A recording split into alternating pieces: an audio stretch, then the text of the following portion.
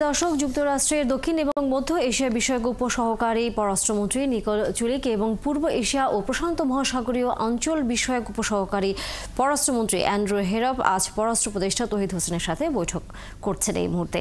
সে বিষয়ে খবরাখবর নিয়ে সহকর্মী নাদিয়া শারমিন যুক্ত আছেন আমাদের সাথে।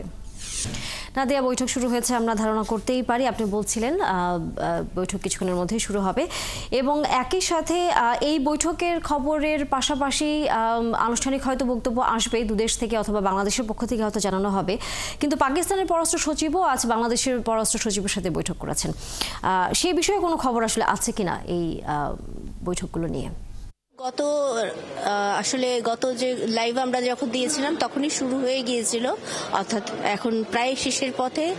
কিছুক্ষণের মধ্যে হয়তো তারা বেরিয়ে আসবেন একে একে এবং প্রথমে এটি ব্যাক টু ব্যাক একটি বৈঠক হয়েছে। প্রথমে মার্কিন অংশের সাথে বৈঠক হয়েছে এবং তারপরে পাকিস্তান অংশের সাথে পররাষ্ট্র উপদেষ্টা দুজনের সাথে বৈঠক করেছেন, দুই পক্ষের সাথে। এবং প্রথমে যে মার্কিন দুজনে কথা বলা হচ্ছিল তারা কিন্তু বৈঠক করেছেন এবং তারা এই ওয়াশিংটনের এজেন্ডায় যে বিষয়টি ছিল মিয়ানমার ইস্যু, সেই মিয়ানমারের রোহিঙ্গা সহ বিভিন্ন ইস্যুগুলো নিয়ে তারা কথা বলেছেন, তাদেরকে ফেরানো নিয়ে। এবং একই সাথে কিন্তু বাংলাদেশের সাথে ভারত, বাংলাদেশের সাথে চীন সম্পর্ক, এই নানান ধরনের বিষয়গুলো কিন্তু আন্তর্জাতিক সম্পর্কে যে জায়গাগুলো থাকে সেগুলো নিয়ে কিন্তু আলোচনা এসেছে। এবং তার পাশাপাশি বাংলাদেশের পক্ষ থেকে পররাষ্ট্র উপদেষ্টার পক্ষ থেকে যেটি আলোচনার জন্য একটি গুরুত্বপূর্ণ বিষয় হয়ে দাঁড়ায় এই মুহূর্তে, সেটি হচ্ছে শুল্ক।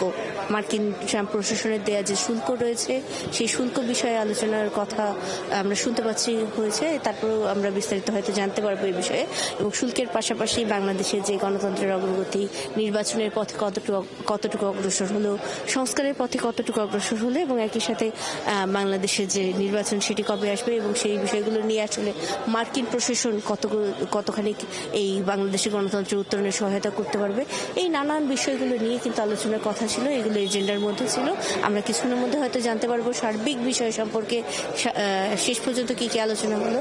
এবং পাশাপাশি বলে রাখা ভালো, 5:30টার সময় একটি ব্রিফিং রয়েছে বলে আমরা জেনেছি এবং এই ব্রিফিংয়ে হয়তো আমরা আরো আনুষ্ঠানিক যে বক্তব্যগুলো এখন পর্যন্ত আমরা যে কথাগুলো বলছি সেগুলো আসলে অনানুষ্ঠানিক বক্তব্য। ধন্যবাদ